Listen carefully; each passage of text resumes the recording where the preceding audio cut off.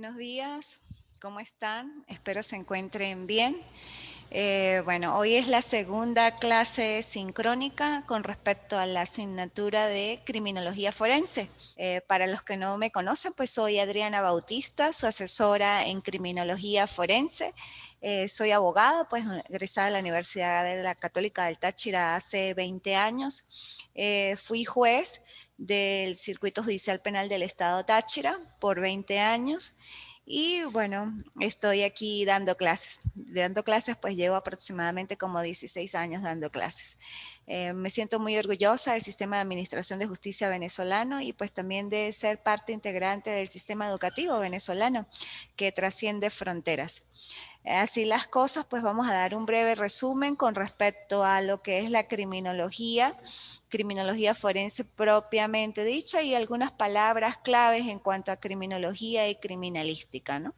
La criminología, pues, es un campo de estudio, una ciencia que estudia el porqué del comportamiento humano, el porqué del comportamiento delictivo en todo caso, el porqué del comportamiento infractor del ser humano que efectivamente lo lleva a delinquir o a cometer actos que están contrarios a las leyes, y en este caso, pues a las leyes penales que dan lugar a la comisión de un hecho delictivo. Por eso es el porqué, la criminología. Y la criminalística ya son propiamente pues una ciencia también, pero son técnicas ya y se da luego que efectivamente el hecho delictivo está consumado o perpetrado. Por eso es la criminalística es después, la criminología en su fase o sus tiempos para darse es antes, durante y después. Siempre está presente. El antes porque inclusive trata de prevenir muchas veces la comisión de hechos delictivos o estudiar los factores por los cuales una persona podría cometer hechos delictivos. El durante, por qué lo cometió, y el después o posteriormente ese hecho delictivo también debe verificar el por qué, pero sin embargo ya ahí va a atacar es la parte de la no reincidencia en la comisión de hechos delictivos. Es muy importante que para comprender lo que es la criminología en general y más la criminología forense, que es una forma de criminología aplicada, pues tengamos también en cuenta ciertos aspectos notorios. ¿Cuáles son? Lo que es la sociología, antropología, criminalística, como ya indiqué, delito, qué es el delito, las formas, en todo caso, del control que ejerce la ciudadanía y el Estado para regular las conductas, que es parte importante de ese estudio del por qué se dan los hechos delictivos y quién o cómo se forman esos controles. Eso lo hablamos la clase pasada, sin embargo es necesario para ustedes que están hoy conectados tratar de repasar los controles sociales formales y el control social informal.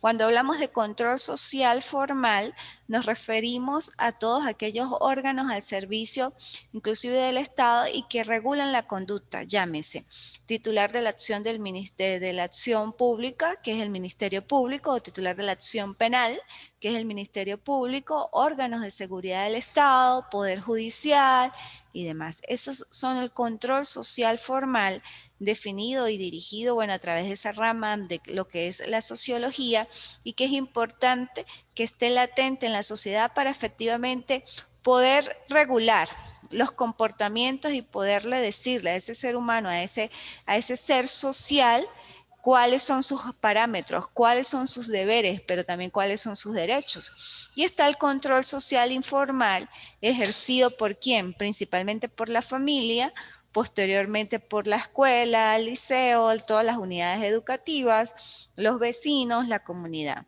Ellos ejercen el control social informal, que yo considero que es el más importante. Si nos ponemos a ver entre el control social formal y el informal, lógicamente los dos tienen importancia, pero en cuanto a grado de verificación de actos y que posteriormente no se den, el más importante a mi modo de ver es el informal, porque en el caso de la familia como célula fundamental de la sociedad y como regulador propiamente de conducta, ¿quién va a regular? a sus hijos, ¿verdad? Primordialmente, a esos hijos que están en proceso de evolución y proceso de desarrollo y que es necesario decirle qué es lo bueno, qué es lo malo, qué es lo que debe hacer, qué es lo que no debe hacer. Dependiendo de esa forma de regulación que ejerce la familia en ese niño, en esa niña, en ese adolescente, pues lógicamente va a ser un adulto, una mujer, hombre, mujer, proactivo, bueno, eficiente a la sociedad. Si el niño o esa niña crece en familias disfuncionales o desestructuradas, no necesariamente es que vaya a cometer hechos delictivos, pero es más vulnerable a adquirir conductas que no son tan positivas, por llamarlo de esa manera. ¿Cuántas veces no observamos conductas de niños disociales porque vienen de familias desestructuradas? Solamente vive con el papá, solamente vive con la mamá, o ni siquiera vive con la mamá o el papá, sino vive con una abuelita o con un tío. Esas conductas disociales generan en qué? En trastornos inclusive a nivel psíquico, psicológico, que exteriorizan su conducta disocial, transgresora de la ley, conductas negativas, agresivas, en la materialización de hechos delictivos, que inician desde muy temprana edad en ese sistema llamado justicia penal juvenil, desde adolescentes y posteriormente se convierten en adultos o en delincuentes, producto de ese tipo de regulaciones que no fueron efectivas desde el momento que el niño fue o la niña fue en su proceso de evolución. Por eso considero que es importante que la familia, si bien es cierto, bueno, y pasa en la mayoría de los casos que las familias pues no pueden estar estructuradas totalmente por razones muchas veces emocionales, económicas y demás, porque bueno, no pueden convivir los padres y necesariamente asumen un proceso de divorcio, de separación, y quienes de una u otra manera son los afectados, los niños. A nivel inclusive, eso no es que lo estoy diciendo yo, sino a nivel de estudios de campo científicos, se verifican que la mayoría de los que cometen hechos delictivos provienen de familias desestructuradas. Lógicamente, también vuelvo y repito, no es que esto sea la regla, también hay sus excepciones. Hay familias estructuradas que igual tienen niños, jóvenes, adolescentes que cometen hechos delictivos porque ya nacen bajo esa conducta. Y ahí retomo lo que hablaba la clase pasada en lo que es psicópata y lo que es el sociópata. El psicópata por la naturaleza nace. Hablábamos que el psicópata es un ser normal que inclusive convive con nosotros y demás, que no necesariamente tiene que cometer hechos delictivos, pero que su proceso neuronal es totalmente diferente. Su nivel neuronal es inclusive más elevado. Es una persona con rasgos de inteligencia sumamente elevados, pero son personas frías, calculadoras, piensan todo, pero sobre todo su conducta va dirigida a la obtención de logros o a obtención de satisfacer necesidades sin verificar hasta qué punto puede dañar. Solamente le complace o lo que quiere tener en ese momento es su objetivo. Si su objetivo es obtener un vehículo, por decir, y es necesario inclusive matar o transgredir la ley y demás, estudia ese comportamiento y lo hace, pero de manera fría, calculada, independientemente de que se lo pueda quitar, arrebatar, hurtar, robar, lo que sea a un familiar o a su propia mamá o a su propio padre. Esas son las conductas del psicópata, son seres normales, no son enfermos, tienen que verificar y establecer eso efectivamente, que los psicópatas no se pueden considerar enfermos, son personas normales. Lo único que su grado de ver las cosas es totalmente fría, calculadora. Ellos no sienten empatía. Inclusive hablábamos en la clase pasada de que ellos carecen de las llamadas neuronas espejo o normas de empatía, de ponerse en el lugar de la otra persona y sentir un poco de su dolor, de su tristeza, de su alegría, de su compasión. Ellos carecen de esas normas de neuronas de empatía o neuronas de espejo y pues lógicamente sus actos están concentrados en la obtención de un bien individual, por supuesto, a costa de lo que sea, inclusive o sea, de matar, de cercenarlo. Eso es bastante determinante. Mientras que un sociópata se hace. ¿Por qué se hace? Por su misma estructura, su medio donde se desenvuelve, su grado inclusive de empatía. Sí puede tener empatía y lógica más, pero le gusta transgreder las normas. Es un ser disocial, no acata normas, considera que las normas están allí es para contradecirlas o para enfrentarse a ellas, y lógicamente ahí vemos cuando hay hechos delictivos de bastante naturaleza por ciertas determinadas personas o por un grupo de personas o por las denominadas bandas, pandillas y demás. Son tipos de conductas que se hacen delincuentes como tal y que tienen una carrera delictiva porque transgreden la ley. Y para ellos, pues la transgresión de la ley es normal, pero saben que la están transgrediendo y que no le importa igual las consecuencias.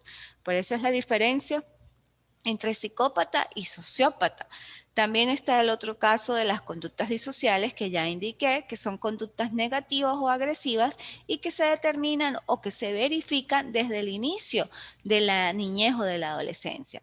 Por eso también ustedes, como sé que aquí hay varios funcionarios o órganos o pertenecientes a órganos de seguridad del Estado, tanto de Venezuela como de Ecuador, y ustedes también son parte fundamental de verificar en un momento que estén en la comisión de un hecho delictivo hasta qué grado yo voy a ejercer fuerza para contrarrestar la violencia que se está generando. Recuerden que si ustedes son agresivos van a generar más agresividad. Tiene que hacer un uso progresivo de la fuerza en el momento de bloquear o de evitar la comisión de un hecho delictivo, atendiendo a ese uso progresivo de la fuerza. Y más diría yo también del verbo. A medida que no solamente usted ejerza presión de manera física en el cuerpo del ser humano, de ese agresor, también la palabra es importante. Uno como ser humano tiene que ser bastante equilibrado y ponderado. En ese tipo de situaciones no puede ponerse a la altura de los delincuentes de los que están transgrediendo la norma. Tiene que tener una voz así fuerte, con respeto, fortaleza, que somos funcionarios, son funcionarios, ejercer seguridad, autoridad y demás, pero también con palabras muy respetuosas y demás, porque si efectivamente las palabras de ustedes van a ser grotescas o van a tener algún tipo de amenaza o de daño, inclusive lógicamente que esa persona delincuente se va a colocar más agresivo. Por eso es que deben hacer un uso progresivo de la fuerza, tanto de manera física como la verbal.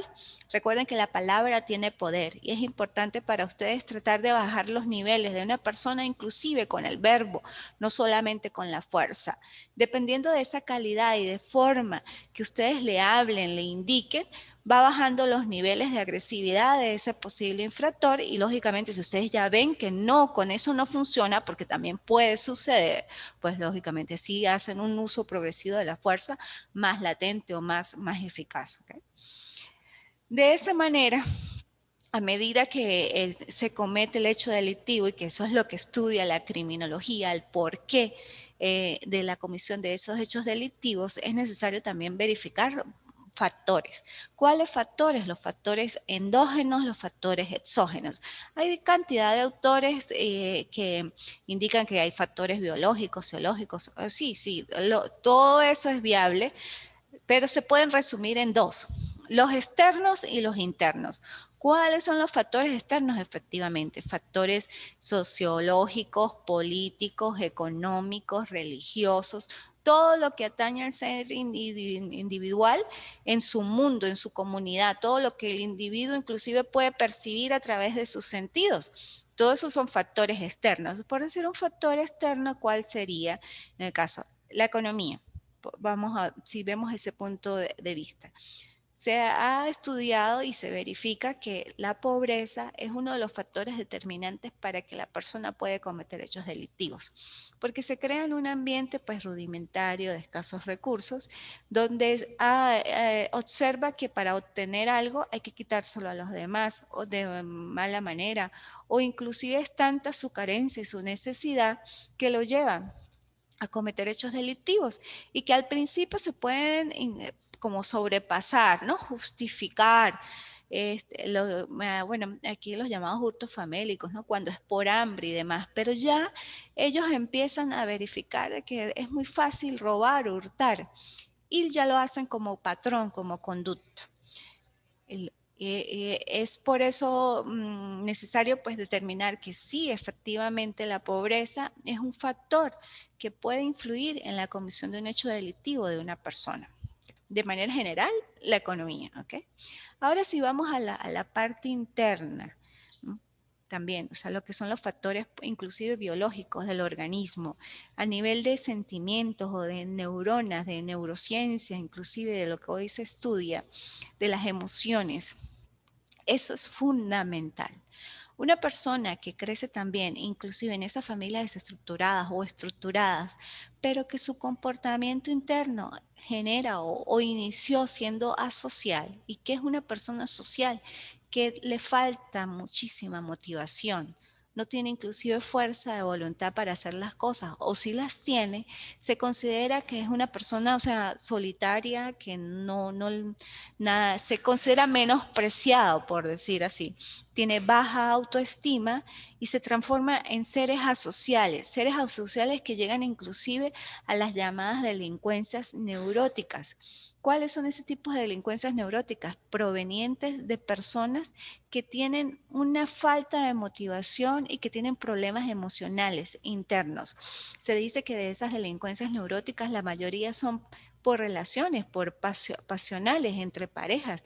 Y sí, efectivamente, pero que generan, sí, en delincuencias productos de depresión por sus relaciones sentimentales y demás, pero ya vienen con conductas asociales desde niños, esos niños que van creciendo y ejercen bullying sobre él y el niño no es capaz de controlar esa forma de que le están haciendo bullying, de sentirse retraído, de que estén jugando con su personalidad y demás, pues lógicamente ese niño va a ser asocial, se va a sentir inseguro en la vida y va generando conductas de una otra manera delincuenciales. Al generar esas conductas delincuenciales son de tipo neurótico. Ese niño, y se ha visto casos efectivamente, donde va creciendo y genera o su consecuencia inmediata son los llamados delitos de violencia de género, donde agreden a su esposa, a su pareja, porque tienen esa conducta neurótica, pero producto de sentimientos y emociones que fueron albergados desde la niñez y que no lo supo drenar o no lo supo controlar y no tuvo quien en todo caso lo pudiera ayudar y genera en delincuencias neuróticas. Eso estudia la criminología, esos factores tanto internos, externos, de sentimientos, emociones, y yo considero que también, o sea, las emociones son parte fundamental en nuestro ser y que con las emociones nosotros podemos hacer, inclusive deshacer. Dependiendo de cómo nos sintamos, pues podemos proyectar muchas ideas y muchas cosas positivas. Pero si no nos sintamos bien, si no somos personas negativas, pues lógicamente vamos a proyectar sentimientos negativos. Y si estamos ya demasiado negativos y demás, podemos hacer cosas que no pueden ser tan buenas. Se han visto casos, inclusive a nivel de delincuencia neurótica, que se transforman o son psicópatas y se relacionan con esas conductas asociales más y son los detonantes, por decirlo así, para generar conductas delictivas de mayor o de gravedad, mucho más graves. Por eso es necesario que ustedes, como funcionarios y demás, puedan determinar cada tipo de patrón, verificar qué tipo de conducta delictiva está ejerciendo esa persona que está cometiendo el hecho delictivo, tratar de determinar los factores en el momento, pero así diagnósticos rápidos, lógicamente, y pues tratar de hacer un uso, un bloqueo de esa actividad delictiva, no solamente con la fuerza física, sino también con la fuerza de la palabra. Y para eso también es necesario que ustedes pues tengan en cuenta lo que es el delito en general, las formas o los elementos que conforman la palabra delito. Si bien es cierto, ustedes dirán, así que es delito, es una acción, es todo lo que no debe hacerse. Sí, pero delito tiene unos elementos particulares que a su vez tiene sus elementos positivos y sus elementos negativos. Cuando hablamos de delito, y eso es aquí en Venezuela, en Ecuador, en todos lados, comporta una serie de elementos, que es la teoría del delito. El delito es un acto típicamente antijurídico, culpable e imputable a un hombre y castigado con una pena o con una sanción penal. Sí, me imagino que, o sea, me están escuchando bien, ¿verdad? Cuando hablo de acto, vuelvo y repito, delito, un acto típicamente antijurídico, culpable e imputable a un hombre, ¿no? A una mujer más, y castigado con una pena o con una sanción penal. Hablemos allí, el acto. Ese acto es la acción, lo que se exterioriza. En el momento que yo ejecuto y actúo. Si yo me quiero hurtar un teléfono, yo lo pienso, ¿verdad? Está en mi cabeza, yo ejecuto esa acción que tengo en mi cabeza y lógicamente la consumo, me llevo el celular. Esa es la acción. Algo que yo pensé, lo exterioricé y ejecuté el acto. Por eso es una acción, un acto. Si yo muevo las manos, esto también es un acto. Pero si yo por mover las manos la coloco así y le doy un golpe a otra persona, pues lógicamente es una acción, es un acto. Típicamente, pero ese acto tiene que ser típico. ¿Por qué típico? Lógicamente que tiene que estar encuadrado en una norma y en este caso en una norma penal. Recuerden ustedes que todo lo que está establecido en la ley es necesario y que se encuadre esa conducta o esa acción en esa ley. Si esa conducta, esa forma de que yo coloqué las manos así y yo generé una acción pegándole a otra persona, ¿verdad? Es un acto, pero yo con ese acto lesioné. Es típico. ¿Por qué? Porque las lesiones están reguladas en una norma sustantiva penal, donde me describe que esa conducta antijurídica está encuadrada en una norma y que es esa norma un tipo. Por eso se llama típicamente o tipo que encuadra el hecho en una norma penal, en un tipo penal. Ahora, la antijuricidad. Cuando hablamos de antijuricidad, que son conductas pues contrarias a la ley o contrarias al derecho o contrarias al orden. Por eso se dice que el delito es un acto típicamente antijurídico porque, no encuadra en el hecho, no es, es contrario al derecho, no va en la línea de lo que debería ser, sino está fuera de esa línea y choca con esa conducta. Ahí es donde hablamos de las conductas asociales, disociales, sociópatas, psicópatas, porque son actos antagónicos, antijurídicos, contrarios a la ley. La persona necesariamente tiene que estar consciente que ese acto que es típico es antijurídico, que lo está haciendo con base a una posible sanción, pero igual él continúa con su obrar. ¿Okay? Culpable, ahí hablamos de la culpabilidad, inclusive, bueno, a nivel si es culpa consciente, culpa inconsciente, que eso ustedes me imagino que los van a ver en el proceso de la carrera y demás, para no ahondar allí porque ya me iría a otra parte de otras materias.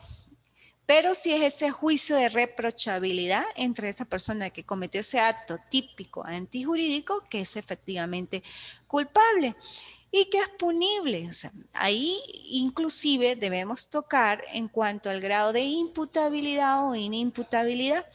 Aquí en Venezuela, la imputabilidad de un adolescente es desde los 14 años.